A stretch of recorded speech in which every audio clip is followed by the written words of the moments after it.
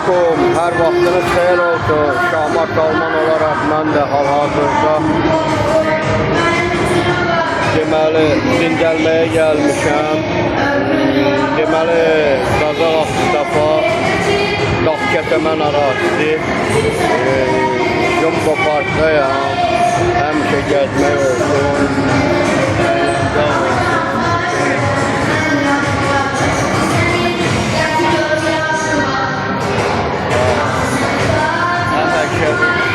Gözəl gəzmək olsun. Dostlar, sizlər bu günləri haralarda gəzirsiniz, haralarda könlünüz xoşsa da orada xoş olsun. Kanalımıza abunə olmayanlar